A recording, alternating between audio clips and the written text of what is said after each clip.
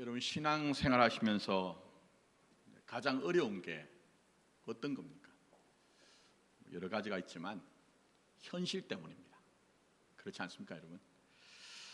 세상은 여러분이 가진 신앙이나 믿음으로 정직하거나 성실한 것을 보상하지 않습니다. 그런 것들 느끼시죠, 많이? 오히려 여러분을 얕잡아 보거나 미련하게 보고 또 심지어는 여러분을 이용해 먹으려고 하는 것이 세상입니다. 그래서 여러분 지치고 힘드는 것이죠. 이뿐 아니라 신앙생활 자체도 믿은 후에 내가 구원의 감격이 없었던 것이 아닙니다. 또 살면서 이런 모양 저런 모양으로 은혜를 받지 않는 것도 아닙니다. 그러나 구원의 감격이나 은혜를 받았다고 해도 종종 우리가 좋아하는 우리 자신의 모습은 참 못난 구석이 너무 많다는 거예요. 그래서 여러분들이 기대하는 성공, 성취, 승리, 행복 맛보지 않는 것은 아니지만 더 많은 부분은 여러분 스스로 기도할 때에 마음은 원이로되 뭐라고 합니까? 육신이 약하여라고 하는 현실, 그 안에서 경험하는 것은 실수나 실패나 낙담이나 한숨이 나오기도 한단 말입니다. 그게 현실 아닙니까, 여러분? 이런 것들이 자꾸 반복되면요, 어느 쪽으로 가냐 하면 자포자기와 체념을 하게 됩니다. 그러니까 하나님은 내게 더 이상 하실 수 있는 것이 아무것도 없는가? 이런 의문과 함께 나만 그런 줄 알았는데 예수 믿는 사람들을 가만히 살펴보니까 뭐 도토리 키재기 정도로 그게 그거예요. 그러니 나중에 어떻게 됩니까? 사람 사는 게 다 그거 아니냐, 이렇게 이제 체념을 하게 되더라는 겁니다. 근데 이런 현실, 사실은 신앙은 현실 속에 있습니다. 성경을 보시면 이런 현실을 도외시하거나 배척하지 않습니다. 오히려 현실 속에서 꽃피고 열매 맺는 것을 신앙이라고 합니다. 그래서 성경을 잘 보시면 현실과 관계없는 관념을 얘기하거나 초월을 절대로 얘기하지 않습니다. 그래서 저는 신비주의나 인본주의를 제대로 믿는다고 생각하지 않는 거예요. 절대 그렇지 않습니다. 신앙은 현실적이되 너무 현실적인 것 안에 있다는 것입니다. 자, 오늘 히브리서도 마찬가지입니다. 이 히브리서를 쓰신 분이 누군지는 몰라요, 정확하게. 그러나 목적은 분명합니다. 그것은 고난의 현실 가운데 있는 성도를 격려하고 위로하는 책이라는 거예요. 여기 히브리서라고 한 것은요, 수신자가 유대인들이었기 때문입니다. 근데 유대인들 가운데서 예수는 그리스도입니다, 예수는 메시아입니다라고 고백하는 사람들의 현실이 여러분 사시는 것보다 훨씬 더 어려웠기 때문입니다. 그럼 그들의 어려움이 뭘까요? 간략하게 그냥 대충 보자면 하나는 로마 제국이 탄압하고 그들에게 굉장한 위협으로 다가왔다는 거예요. 여러분, 로마 제국은 굉장히 포용적인 제국이고 나라였습니다. 그래서 이민족의 종교나 문화를 다 인정했습니다. 사도행전 보시면 사도 바울이 전도를 할 때 제일 먼저 갔던 곳이 어디죠? 자기 규례를 따라 어디를 가죠? 회당에 갑니다. 로마 제국 곳곳에서는요, 유대인들이 사는 곳이면 어디든지 회당이 허용이 됐어요. 이것뿐만 아니라 다양한 종교가 로마 제국 안에서 허용이 됐거든요. 그런데 유별나게 기독교만은 엄청난 탄압을 했습니다. 왜 그럴까요, 여러분? 로마 제국의 근본적인 것은요, 가이사, 로마의 황제가 신이라는 거예요. 그래서 로마의 황제 가이사는 퀴리오스, 주라고 인정해야 되는 거예요. 그런데 기독교 신앙을 가지고 있으면 그렇게 될 수 있나요? 여러분, 믿으면 믿을수록 여러분의 인생의 주인이 누구라는 것이 인정되던가요? 예수님이란 것이 인정되고 믿어지고 고백이 되잖아요. 그러니 그렇지 못한 이 기독교에 대해서는요, 이 초대교회 성도들이 엄청난 정치적인, 사회적인, 경제적인 탄압이 있었단 말입니다. 그리고 또 하나는 제가 말씀드린 것처럼 수신자들이 유대인이라고 했는데 유대인들이 동족을 탄압했습니다. 그런 이런 다층적인 고난 앞에서, 현실 앞에서 히브리서 저자가 격려하고 위로하고 응원하기 위해서 보낸 서신이 히브리서입니다. 자, 그런데 중요한 것은 이런 현실 속에 사는 히브리인들에게, 유대인들에게 뭐라고 얘기합니까? 무슨 명분을 얘기할까요? 당위성을 얘기할까요? 너희들이 잘났기 때문에 이렇게 살아내야 된다는 그런 당위성과 명분을 얘기하지 않습니다. 또 더 나가서는 세상 살아봐도 그거 다 세옹지만 아니더냐, 살다 보면 좋은 날이 오니까 좀 굳센 결심을 하고 의지를 하고 한번 끝까지 한번 가보자고, 그 의지를 촉구하고 발동하라고 하던가요? 성경은 그런 얘기 안 합니다. 히브리서를 보시면 그런 얘기 안 합니다. 단 한 가지밖에 얘기하지 않습니다. 예수님입니다. 예수님밖에 없습니다. 처음부터 끝까지 예수님입니다. 그러니 여러분들이 이 교회에 오셔서 신앙생활 하시고 사시면서요, 배우고 적용하고 살아가실 것은 예수님밖에 없습니다. 이 히브리서를 대표적으로 보면 3장 1절에 예수를 깊이 생각하라 이렇게 얘기합니다. 그리고 제가 종종 인용했지만 12장 2절은 믿음의 주요 또 온전케 하시는 예수를 어떻게 해요? 바라보자. 그렇게 하면서 인내로 경주하여야 한다, 이렇게 얘기를 하고 있습니다. 자, 그런 점에서 여러분이 꼭 알아내셔야 되는 게 있습니다. 기독교 신앙에서 얘기하는 신앙은요, 일반 종교에서 얘기하는 열심이 아닙니다. 지극정성이 아닙니다. 여러분 안에 있는 순수한 어떤 그런 열정, 그런 걸 얘기하는 게 아닙니다.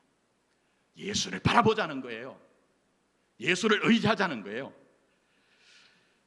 그래서 여러분 요한복음 17장 3절에 뭐라고 합니까? 영생은 유일하신 하나님과 그리고 그 하나님이 보내신 자 예수 그리스도를 뭐라고 합니까? 아는 데 있다고 하잖아요. 그냥 향방 없이 내 열심히 적용되고 진정성을 좀 알아주세요 하는 것이 아니고, 진짜 신앙은 예수를 제대로 알고 예수를 생각하고 예수를 바라보고 예수와 함께 인내로 경주하는 것이 진짜 생명으로 하나님의 나라로 사는 것이라는 거예요. 그걸 지금 우리에게 말씀하고 있습니다. 특히 히브리서는요, 계속 반복되는 용어가 있습니다. 더 나은, 더 좋은, 더 아름다운이라고 해가지고 구약에 나오는 여러분 신앙의 위인들 있죠? 위인 아닙니다. 성경은 절대 그런 얘기 하지 않습니다.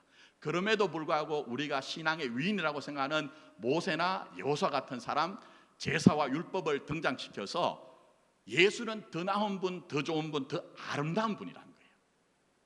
근데 왜 얘기할까요? 그건 다름이 아닙니다.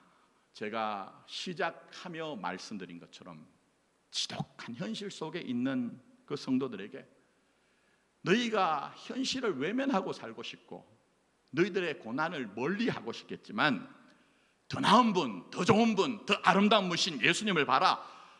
그분은 하나님의 아들이지만 역사의 시간에 직접 육신에 몸을 입고 오셔서 자기에게 주어진 그 삶의 현실을 그대로 부둥켜 안고 자기 목에 십자가를 지고 가셨지 않느냐.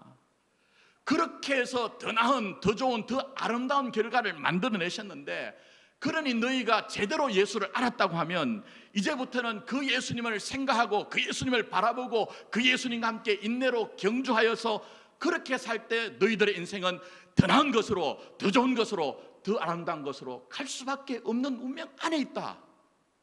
이걸 지금 히브리서 저자가, 아니 성경 전체가 지금 교회와 성도들에게 강조를 하고 있는 것입니다. 그러니 예수님 알아야 되겠죠. 예수님 알아야 됩니다. 그럼 예수님 누굽니까? 제가 지난 이제 2주 전부터 그리스도의 삼중직, 왕이시며 제사장이시며 이제 마지막으로 선지자이신 예수님에 대해서 오늘 이제 다루려고 합니다. 다 다룰 수 있는 건 아니에요. 그죠? 그래서 오늘 본문 1장 1절부터 3절까지가 뭐냐 하면요, 구약의 선지자보다 우리 주님은 더 우월하시고 탁월하시고 뛰어나신 분이다. 이걸 이제 설명하는 것입니다. 물론 시간 관계상 이걸 자세하게 볼 수는 없어요. 새벽 기도회 저는 성경을 좀 꼼꼼하게 보는 편입니다. 그래서 에베소서가 지금 6장 중에 5장까지 갔는데 한 320번 넘게 새벽에 보고 있어요. 근데 이거 하나만 봐도 오늘 이 시간은 불가능합니다. 그냥 줄거리로 보자면 이런 얘기입니다. 자, 구약의 선지자는 누구죠? 그리스도의 영을 받은 자들입니다. 그리스도의 영을 받아서 오실 메시아에 대해서 말씀을 전한 자들이에요. 그런데 그렇게 예언되어지고 약속하신 그 예수님이 오셔서 최종적으로 하나님의 말씀을 계시를 완성하셨다는 거예요. 그걸 지금 얘기를 하고 있습니다. 그 예수님은 만물의 상속자시며 창조자시며 하나님의 영광의 강주시며 하나님의 본체 형상이신데 그분이, 자 2절 한번 보세요. 그게 중요한 얘기합니다. 들어가면서 뭐라고 합니까? 이 모든 날 마지막에 얘기합니다. 이거 여러 가지 다층적인 의미가 있지만 가장 중요한 것은요, 그 율법과 선지자의 말씀을 완성하신 분이 우리 주님이기 때문에 더 이상의 계시는 있을 수 있을까요? 없을까요? 있을 수가 없습니다. 여러분이 절대 속으시면 안 됩니다. 그래서 이 모든 날 마지막에라고 얘기합니다. 더 이상의 말씀의 완성, 계시의 완성은 있을 수가 없다는 거예요. 그러니 어떤 이단과 사이비가 와가지고 여러분의 대단한 화술과 능력을 보여준다 할지라도 절대 미혹당하거나 속으시면 안 됩니다. 심지어는 정통의 이름을 달고도 예수님의 자리를 대신하는 목사가 있다면, 교회가 있다면 여러분은 빨리 아니올시다 하고 도망가셔야 됩니다. 왜 그런지 아십니까? 심판당한 자와 함께 있으면 심판당합니다. 망하는 자와 함께 있으면 망하기 때문에 그렇습니다. 그러니 여러분, 이 시대에 정신 바짝 차리고 신앙생활 하셔야 됩니다. 깨어 있어야 합니다. 예수 외에는 아무것도 없습니다. 자, 이렇게 히브리서 기자가 1절부터 3절까지 예수님이 선지자보다 뛰어나신 분이다 이렇게 얘기를 하고, 그 다음에 4절부터 보세요. 뭐가 등장합니까? 천사가 등장합니다. 천사가, 그러니까 우리 주님이 중보자로서, 구속자로서, 계시자로서, 우리의 보호자로서 천사보다 더 우월하시고 탁월하시다 이걸 얘기합니다. 우리 생각에는 천사 뭐 볼 수는 없지만 얼마나 영광스럽습니까? 얼마나 신비합니까? 얼마나 거룩하게 느낍니까? 근데 주님보다 못하신 이유가 뭐죠? 아무리 영광스럽고 신비하다고 해도 피조물입니다. 그러나 우리 주님은 하나님 자신입니다. 창조주시며 하나님의 영광의 광채십니다. 그러니 비교할 수가 없다는 거예요. 이건 그런데 뻔한 얘기죠. 의문이 들지 않으세요? 아니, 이 히브리서 저자가, 기자가 왜 이 뻔한 얘기를 지금 계속 이렇게 길게 강조를 하느냐? 다른 것 아닙니다. 그것은 예수님이 누구신가 확인하라는 거예요. 뭐라고요? 예수님이 누구신가 확인하라는 거예요. 그래서 1장 4절 아래를 자세하게 강의하고 주의하는 시간이 아니고 한마디로 얘기하면 이렇습니다. 너희가 그렇게 영광스럽게 생각하고 신비하게 생각하는 천사지만 하나님 입장에서 너희가 그렇게 영광스럽고 신비하게 생각하는 천사지만 내가 언제 천사를 내 아들이라고 한 적이 있느냐? 그러나 내 아들 예수는 천사 중에 하나가 아니라 유일한 나의 아들이라는 거예요. 그걸 지금 얘기하고 있습니다. 자, 그다음 두 번째 더 중요한 사실이 있습니다. 그래서 제가 오늘 2장 5절부터 읽었는데 2장 5절부터 말씀이 뭐죠? 거기 여러분 2장 5절에 나오는 전부 내용은요, 사실은 시편 8편입니다. 시편 8편을 인용해서 그리스도가 누구고 여러분이 누군가 하는 것을 지금 주의하고 강의했다고 이해를 하시면 돼요. 근데 이 내용들이 한마디로 얘기하면 뭡니까? 하나님의 아들이신 그분이 그 영광의 자리를 버려두시고 우리 가운데 육신을 입고 오셔서 고난이라는 현실을 짐지고 가신 분이다. 그 인간의 죄의 역사에 비참한 인간의 시간 속에 들어있어서 그 인간의 모든 것들을 눈 감고 외면한 것이 아니라 그것을 자기 목에 태워진 십자가로 인정하고 그것을 짐지고 가신 분이다. 그러나 그게 끝이나 종결이 아니라 그것 때문에 하나님의 영광을 우리에게 보여주신 분이다. 그걸 지금 얘기를 하는 거예요. 근데 히브리서는요, 이게 너무너무 중요하기 때문에 계속 반복해서 모양은 다르지만 내용은 다르지만 그걸 강조합니다. 그래서 여러분, 지난주에 대제사장이신 예수 그리스도를 우리가 묵상할 때에 5장 7절부터 10절에 인용한 부분이 있죠. 기억나십니까? 자, 뭐라고 했습니까? 자, 똑같은 구조로 갑니다. 자, 한번 기억을 상기해 보십시오. 그는 육체에 계실 때 자기를 죽음에서 능히 구원하실 이에게, 그 다음에 뭐라고 합니까? 심한 통곡과 눈물로 간구와 소원을 올려드렸고 그의 경건하심으로 말미암아 들으심을 얻었느니라. 그가 아들이시면서도 받으신 뭐죠? 고난으로 순종함을 배워서 어떻게 되셨습니까? 온전하게 되셨은즉 자기에게 순종하는 모든 자에게 영원한 구원의 근원이 되시고 하나님께 멜기세덱의 반차를 따른 대제사장이라 칭하심을 받으셨느니라 얘기했습니다. 자, 압축하면 뭡니까? 과정이 있고야 결과가 있더라. 하나님의 아들이신 그분조차도 과정을 무시하지 않아서 그 영광에 이르렀더라. 주님이 성육신과 순환과 죽음은 끝이다, 종결이라는 것이 아니라 그것을 전부 다 감싸 안고 씨름하여 이겨내심으로 말미암아 부활과 성천과 영광에 이르는데, 이게 주님에게만 적용된 것이 아니라 주님 안에 있는 여러분의 인생이 그렇다는 것을 지금 2장 5절 이하가 지금 계속 지금 해석하고 강조하고 적용하고 있는 거예요. 그래, 여러분, 신앙은 자기 열심과 정성 발휘하자는 것 아닙니다. 그분이 누구신가? 그분이 누구신가 하는 것에, 그걸 아는 것에 신앙의 인생의 관건이 있는 거예요. 자, 그러니 결론이 뭘까요? 결론이 뭘까요, 여러분? 우리 주님은 주님 자신이 겪으신 과정, 그 안에 여러분도 이미 들어와 있다고 얘기하고 있어요. 모양은 달라도 주님이 겪으신 과정 안에 모양은 달라도 여러분이 그 안에 들어와 있으니 아들의 영광에 이를 때까지 예수님을 통해 너를 이해하고 너를 생각하면서 아들의 영광에 이를 때까지 인내로 경주하며 함께 좀 살자. 이거 지금 우리에게 말씀하고 있습니다. 꼭 기억하십시오. 꼭 기억하십시오. 자, 다시 한번 정리합니다. 우리 주님 뭐라고 하십니까? 우리 주님이 겪으신 과정은 모양이 달라도 이미 여러분이 그 안에 들어와 있다니까요. 그러니 예수를 생각하며 예수 안에서 우리 인생을 해석하면서 이해하면서 아들의 영광에 이를 때까지 인내로 경주하면서 살아내어 아들의 영광에 이르자. 이렇게 우리를 응원하고 격려하고 힘주시고 계시다는 거예요. 자, 그래서 이게 목사 얘기가 되면 안 되잖아요. 여러분을 아무리 웃기고 은혜를 줬다고 해도 성경 벗어나면 그건 전부 엉터리거든요. 성경으로 한번 확인해 봅시다. 자, 2장 5절부터 7절까지 가보세요. 자, 2장 5절부터 7절. 자, 하나님이 우리에게 말하는 바 장차 올 세상을 천사들에게 복종하게 하심이 아니니라. 그러나 누구인가 어디에서 증언하여 이르되, 이게 시편 8편이에요. 시편 8편. 사람이 무엇이기에 주께서 그를 생각하시며 인자가 무엇이기에 주께서 그를 돌보시나이까. 그를 잠시 동안 천사보다 못하게 하시며 얘기하죠.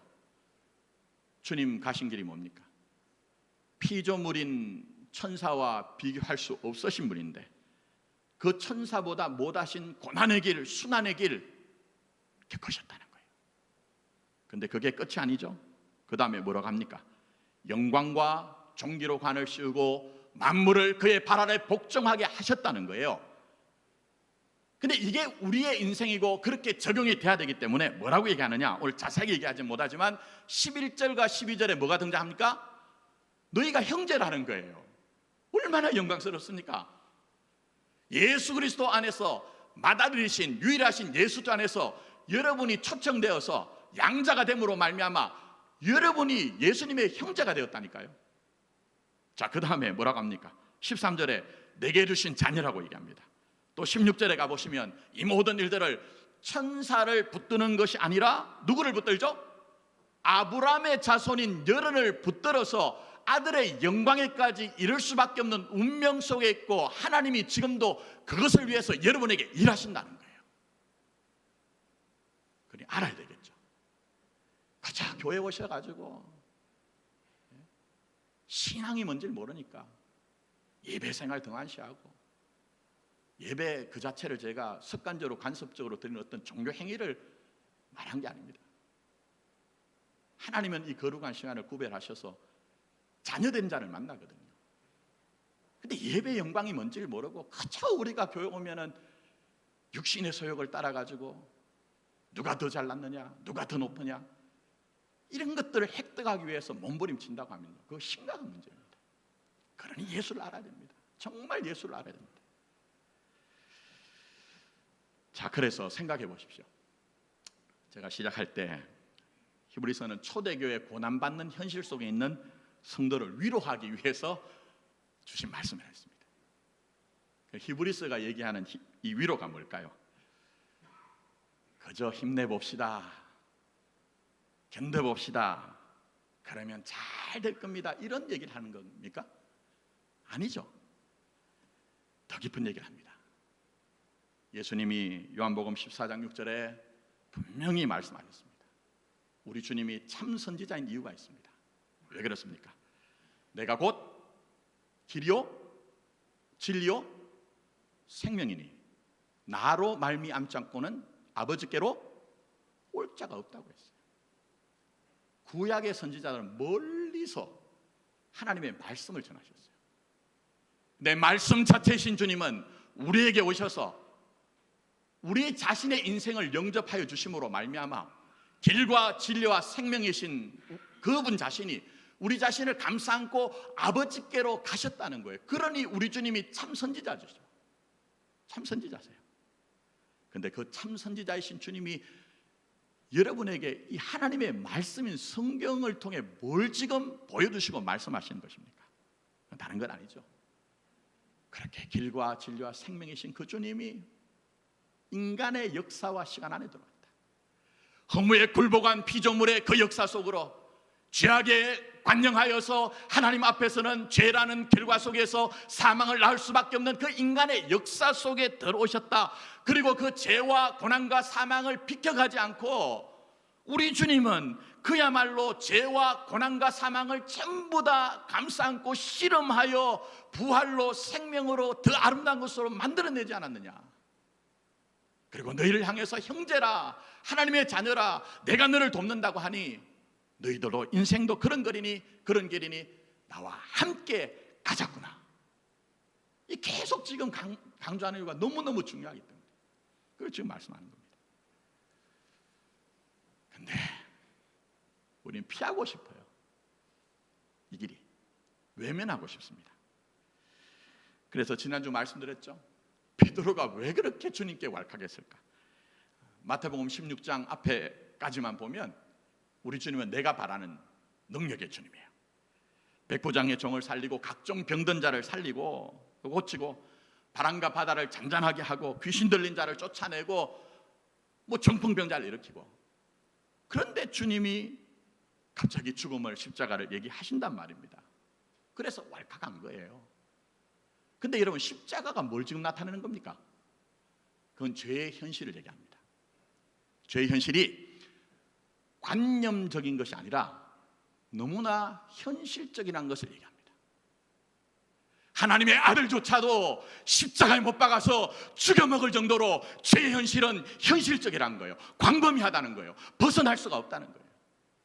여러분이 정말 복음의 능력을 경험하기 위해서는 이 세상과 우리를 얽매고 있는 그 죄의 현실이 얼마나 현실적이고 얼마나 광범위한가 하는 것들을 아셔야 됩니다. 그래서 여러분, 사도 바울이 이런 죄의 현실 이해를 시키기 위해서 로마서 1장 28절부터 32절에 죄의 목록을 얘기하잖아요. 사실 목사들 요즘 하는 얘기가 교회에서 죄 얘기하지 말래요. 그런 엉터리들이 어디 있습니까? 저는 양보하지 않습니다. 그렇게 하면 사망의 길이기 때문입니다. 자, 말씀드린 것처럼 얼마나 죄가 현실적이며 광범위한지를 여러분 여기서 발견하셔야 합니다. 자, 이렇게 얘기합니다. 또한 그들이 마음에 하나님 두기를 싫어하며 하나님께서 그들을 그 상실한 마음대로 내버려 두사 합당하지 못한 일을 하게 하셨으니 곧 모든 불의, 추악, 탐욕, 악의가 가득한 자요, 시기, 살인, 분쟁, 사기, 악독이 가득한 자요, 수군수군하는 자요, 비방하는 자요, 하나님께서 미워하시는 자요, 능욕하는 자요, 교만한 자요, 자랑하는 자요, 악을 도모하는 자요, 부모를 거역하는 자요, 우매한 자요, 배약하는 자요, 무정한 자요, 무자비한 자라. 그들이 이 같은 일을 행하는 자는 사형에 해당한다고 하나님께서 정하심을 알고도 자기들만 행할 뿐 아니라 또한 그런 일을 행하는 자들을 옳다 하느니라 얘기했습니다. 이런 목록이 우리에게 주어지면요, 우리는 일단 무엇이 더 크고 작은가를 판단합니다. 그렇지 않습니까, 여러분? 그 다음에는 뭐냐면 이 목록을 펼쳐놓고 나는 이것을 지켰느냐 지켜지 않았느냐 하는 것을 여러분이 판정해서 그래도 내가 내 옆에 있는 사람보다 하나라도 더 했으면 내가 저 인간보다는 낫지라는 그런 마음을 가집니다. 근데 사도 바울이 지금 이 죄의 목록을 등장시킨 이유는요, 그런 용도가 아닙니다. 이 세상을 지배하고 있는 게 뭐냐 하는 거예요. 우리 인생을 지배하고 있는 게 뭐냐 하는 거예요. 그게 죄라는 거예요. 여러분, 이게 인정되세요? 여러분, 이게 마주쳐야 되고 이게 인정이 되셔야 복음의 능력이 얼마나 풍성하고 강력한가 하는 것들을 알게 되는 것입니다. 근데 제가 말씀드린 이런 것들을 자꾸 등장시키면 우리는 선악과를 따먹은 옛사람의 흔적들이 우리 안에 있기 때문에 자꾸만 헤아려서 내가 대단하다, 나는 그래도 썩 괜찮은 사람이다고 그렇게 생각하거든요. 그런데 사도 바울은 죄가 얼마나 전면적이고 현실적인 것을 우리에게 보여주시면서 그렇기 때문에 뭐라고 합니까? 로마서 3장 9절에 가면 아주 뼈 때리는 얘기를 합니다. 아주 뼈 때리는 얘기를 합니다. 그러면 어떠하냐? 우리는 나으냐 얘기합니다. 그러면 어떠하냐? 우리는 나으냐 얘기합니다. 똑같다는 거예요. 죄의 현실, 우리 스스로 벗어날 길이 없다는 겁니다. 그러면 어떠하냐? 우리가 나으냐? 결코 아니라 유대인이나 헬라인이나 다 죄 아래 있다고 우리가 이미 선언하였느니라. 기록된 바 의인은 없나니 어떻게 해요? 하나도 없다고 하잖아요. 깨닫는 자도 없고 하나님을 찾는 자도 없고 다 치우쳐 함께 무익하게 되고 선을 행하는 자는 없나니 하나도 없도다. 그들의 목구멍은 열린 무덤이요 그 혀로는 썩임을 일삼으며 그 입술에는 독사의 독이 있고 그 입에는 저주와 악독이 가득하고 그 발은 피 흘리는 데 빠른지라. 파멸과 고생이 그 길에 있어 평강의 길을 알지 못하고 그들의 눈앞에 하나님을 두려움이 없느니라 얘기를 하면서 3장 23절에 가면 모든 사람이 죄를 범하였음에 어디에 이르지 못하죠? 하나님의 영광에 이르지 못한다고 했어요. 그리고 그렇게 하나님의 영광에 이르지 못하는 죄의 결과는 뭡니까? 사망을 낳을 수밖에 없다는 거예요. 이게 바로 세상과 인간의 본질과 실존입니다, 여러분. 그렇지 않습니까? 잘 한번 보세요, 여러분. 대단한 것 같아도 사실은 그 현실을 우리가 벗어날 수 없는 거예요. 중요한 게 뭡니까? 정말 감사한 것은요, 그런 우리를 그냥 두시지 않는다는 거예요. 그런 우리를 포기하지 않는다는 거예요. 그래서 우리 주님은 죄와 사망의 역사 안으로 들어오셨습니다. 그래서 히브리서 말씀에서 마지막 날이라는 것은 최종적이라는 의미도 있지만 하나님의 마지막 수단이라는 말이에요. 그 정도로 죄가 하나님의 아들조차도 죽여먹을 정도로 지독하고 광범위하니 아버지 하나님으로서는 마지막 수단과 방법으로 아들을 내어주심으로 말미암아 그렇게 죄의 현실 속에서 사망으로 갈 수밖에 없는 우리들, 의의가 없는데 조금 없는 것이 아니라 하나도 없고 하나님을 찾지도 않고 자기가 하는 일이 잘못된 것을 알고도 남들에게조차도 그 잘못된 것을 권유하는 죄악의 역사 속에 있는 우리들을 구원해내시기 위해서 주님이 여러분의 인생에 오셔서 십자를 지셔서 건져내셨다는 거예요. 그걸 구속, 속량이라고 얘기하는 거예요. 그 역사를 경험한 사람들이 하나님의 백성이에요. 그 역사를 경험한, 영적으로 경험한 사람이 하나님의 자녀인 것이지, 우리 집안이 무슨 4대 5대 예수를 믿었다, 내가 목사이다, 장로이다, 권사이다, 이것으로 하나님의 백성과 자녀를 보증하는 것이 아무것도 없다는 거예요. 여러분 안에 그 믿음 있습니까? 그 믿음 있느냐 하는 거예요. 그걸 있으면 여러분은 행복한 사람이에요. 여러분은 성공자예요. 세상이 뭐라고 해도. 그래서 한번 보십시오. 2장 14절 강의하는 것은 아니고, 그렇게 주님께서 가신 길이 뭘 만들어냈습니까? 죽음을 통하여 오히려 죽음의 세력을 가진 누구를 멸해버리죠? 마귀를 멸하는 거예요. 제가 나중에 창조와 부활에 대해서 말씀을 전할 때 말씀드리겠지만, 이건 새 창조예요.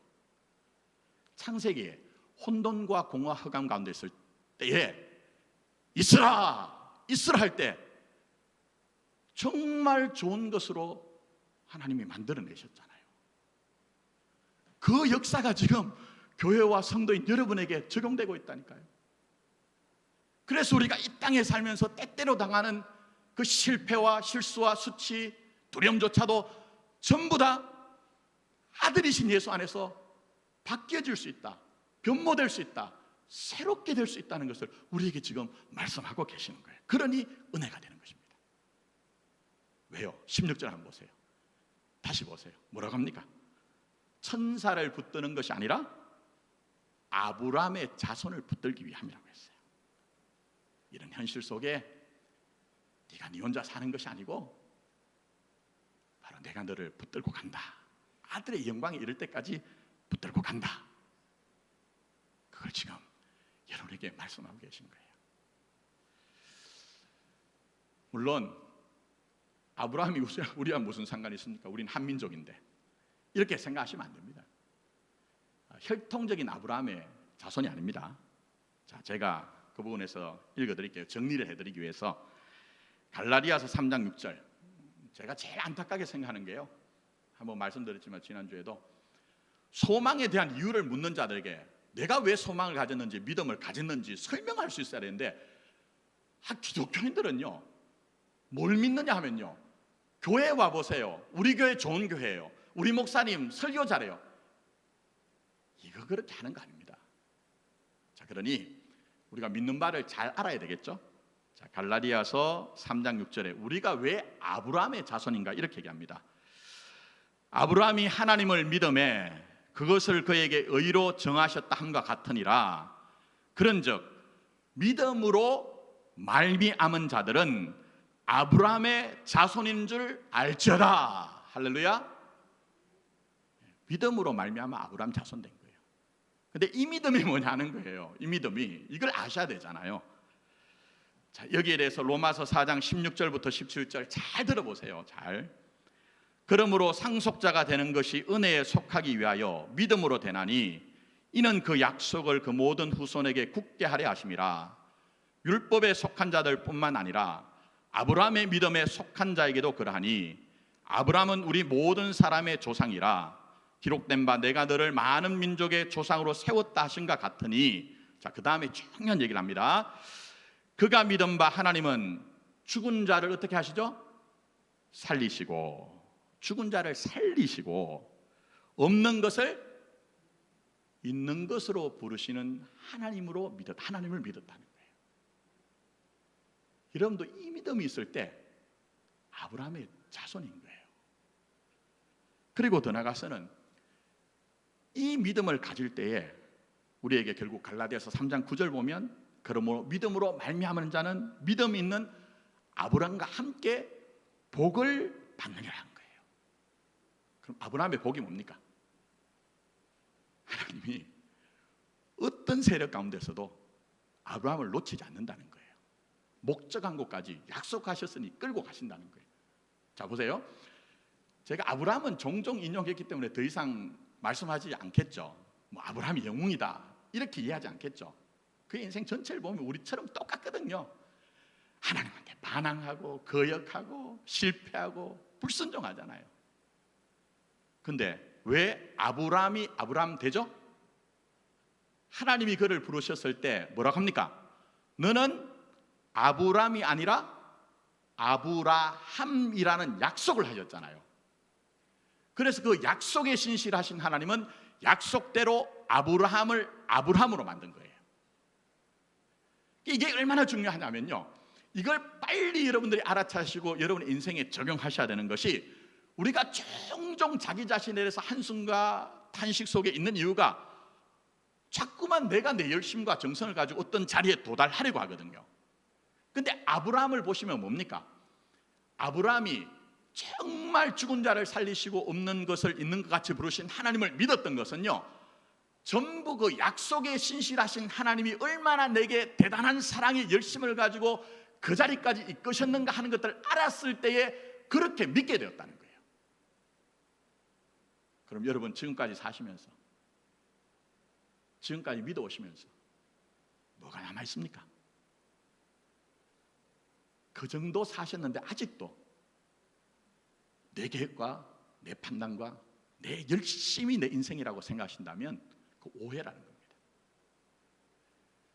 약속에 신실하신 하나님은 약속의 성취이신 예수님 안에 여러분의 인생을 두셨습니다. 분명하죠? 그게 복음이거든요.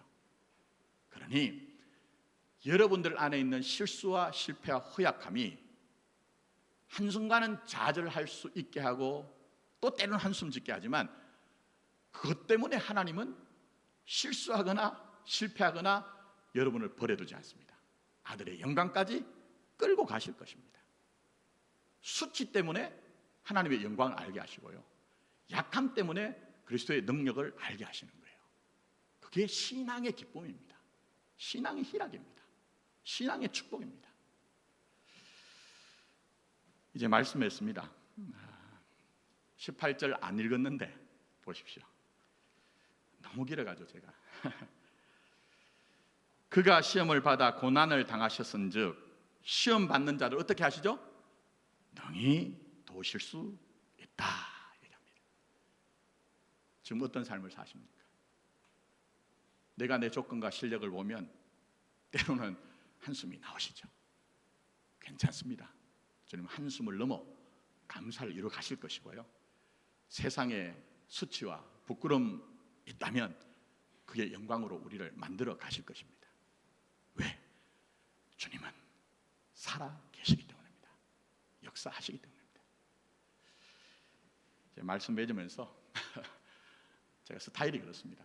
전임지에서도 처음에는 예화도 하고 좀 이렇게 부드러운 얘기했는데 어느 정도 시간 지나면 완전히 그냥 돌직구처럼 성경으로만 그냥 승부를 했습니다. 그렇게 하는 이유가 있습니다. 저나 여러분이나 언젠가는 이 세상에서 시간의 연한이 되면 다 흩어질 거예요. 그냥 완전하신 말씀만 남겨놓으면 됩니다. 제가 시리즈를 가지고 지금 해나가는 가운데 종말에 대해서 제가 다룰 때 그 부분을 다루겠습니다만, 자, 그런 점에서 여러분 영화 타이타닉을 보셨습니까? 어떤 장면 떠오르십니까? 보신 분들은 많은 분들이 그 아름다운 음악과 함께 뱃머리에 남자 주인공인 잭이 여자 주인공인 그 로스를 안고 막 바닷바람에 막 머리가 휙 날리는 게 기억나시죠? 저도 기억납니다. 근데 제게는 기억 남는 것이 그 어두운 밤바다에 침몰하면서 거센 파도 앞에서 4명의 연주가들이 찬송을 연주하는 거예요. 여러분 그때 부른 찬송이 뭐죠? 연주한 게 내 주를 가까이 하게 함은 이겁니다. 많은 분들이 그걸 허구라고 생각해요. 타이타닉호는 엄청난 고정을 거친 영화입니다. 그래서 그것도 거짓말이나 그냥 감격을 주기 위해서 만든 영화적인 장치가 아닙니다. 실제로 타이타닉호에서 연주를 했던 분들은 월리스 하틀리라는 분이 조직한 8인조 밴드였습니다. 5명과 3명으로 나눠가지고 다른 시간 다른 장소에서 배 안에서 연주를 했는데요, 그 운명의 날에 뭐 구명정이 부족해가지고 어린아이들, 여성들, 노약자들 먼저 태워보내고 사람들은 전부 다 그 어두운 밤바다에 거센 파도에 전부 다 얼음 덩어리 그 빙하의 녹은 물에 빠져들잖아요. 근데 그때 이분들이 마지막 연주한 게 내 주를 가까이 하게 합니다. 그럼 왜 이분들이 그 연주를 했을까요? 여러분 생각에는 혹시 그들의 직업의식이 아니었을까? 그럴 수 있습니다. 또 그게 아니면 이들이 그래도 예술을 했던 사람이니까 마지막 인생의 희란을 좀 예술혼을 가지고 좀 장식했으면 좋겠다는 그런 마음이었을까? 뭐 저는 그렇게 생각하지 않습니다. 왠지 아십니까? 죽음 앞에서는요 자기 진실을 드러나기 때문입니다. 저 목회를 하면서 그건 수많이 봤습니다. 그래서 저는 목회를 하면서 두려움 가운데 목회를 하는 거예요. 사는 동안은요 포장하고 위장하지만 마지막 순간은 자기께 드러나거든요. 그러면 이분들이 내 주를 가까이 하게 하면은 무슨 얘기입니까? 평소에 그 8명이 다 그랬는지 모르지만 누군가는 그 신앙 가지고 살았다는 거예요. 이걸 히브리서로 적용을 하면 잠시 동안 천사보다 못하게 하셨다. 우리 영광의 주님이 피조물인 천사보다 못하게 하셨다. 아니죠. 인간의 비참한 죄의 역사에 들어오셔서 흙투성이, 재투성이, 피투성이가 되셔서 그렇게 평소에 아버지 하나님과 연합됨 속에서 만족하시고 풍성하셨던 우리 주님이 그 십자가의 순간에는 아버지 하나님께로 유기당하고 버림당하여 십자가에 대해서 아버지 하나님께 완전히 유기를 당해서 부재의 아버지 하나님을 경험했기 때문에 아버지라고 부르지 못하고 나의 하나님 어찌 버리십니까? 단말마의 비명을 지르셨잖아요. 근데 그게 우리 현실이거든요. 타이타닉호처럼 죄악의 역사 가운데 침몰해가는 이 세상에서 여러분이 고통 가운데 우리도 지를 수밖에 없는 그런 비명의 현실 아니던가 하는 겁니다. 혼자 살면 그 길 갑니다. 예수 없이 살면 그 길 갈 수밖에 없어요. 그러나 예수를 생각하고 예수를 바라보고 예수 함께 인내하며 경주하며 어느 길을 가는 것입니까? 말씀 보십시오. 영광과 존귀로 간을 씌우시고 만물을 그 발 아래 복종하신 주님이 여러분을 형제라고 합니다. 여러분을 하나님의 자녀라고 합니다. 그리고 여러분에게 함께 하실 뿐만 아니라 여러분을 능히 도우신다고 얘기합니다. 이 믿음 회복하십시오. 교회 때문에, 목사 때문에 시험 들지 마시고 말씀이신 그분이 우리에게 오셔서 자기 자신을 던져내셔서 여러분을 건져내셨잖아요. 그러니 아무쪼록 끝까지 주님과 함께 살아내십시오. 그래서 아들의 영광이 이르는 저와 여러분 되기를 예수님의 이름으로 축복합니다. 기도드리겠습니다.